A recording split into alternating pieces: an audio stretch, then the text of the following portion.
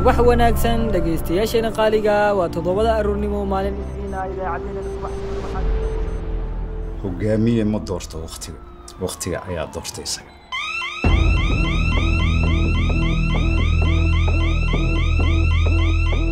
caruur badan ayuu soo ritay cudurka shumbiyodka oo ka dilaacay tuulada Buurguduud waxaa halkan ka jirta dhaqaatiir la'aan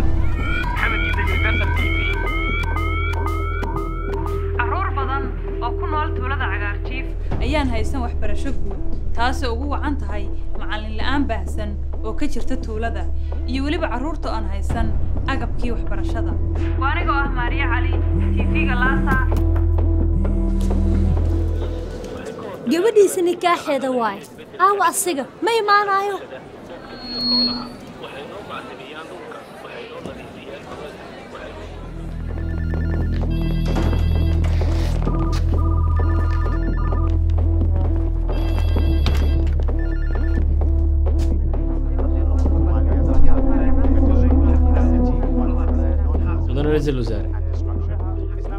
waxaa loo fadhiyaa meherkii gabadhaada adiga ayaana lagu sugayaa hay sugaano hadda waa laygaaga daran yahay arrinkaas caaqil haa mudane ra'iisul wasaare waa maxay xalka masiibooyinka qaran ee hadda taagan mudane marka hore isdeji kafeegaaga waa diyaar hormuud 5G ayaa ka howlgelaysa xalinta caqabadahaas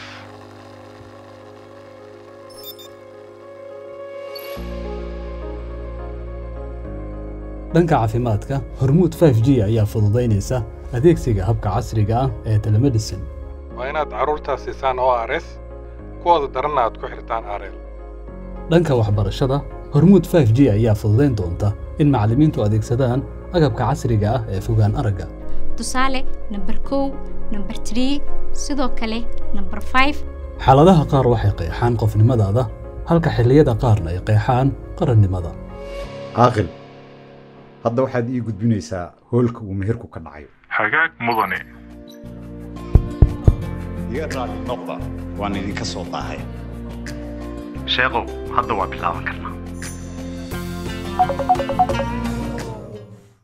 halo anbali mudane shidaalkii Soomaaliya waan gaarnay waana soo saarnay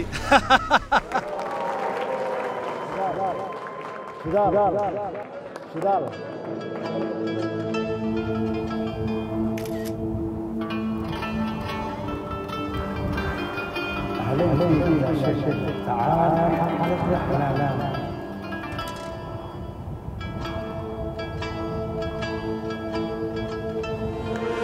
شيخو نجاح نقصو قبقبي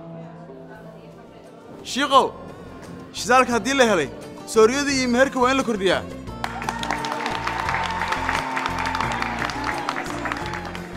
ma dhisayno khad xawaaro badan leh oo keliya balse waxaan sidoo kale dhisaynaa qaran dhan walba aad ugu horumarsan hormuud 5G waa horseedka horumarka dalka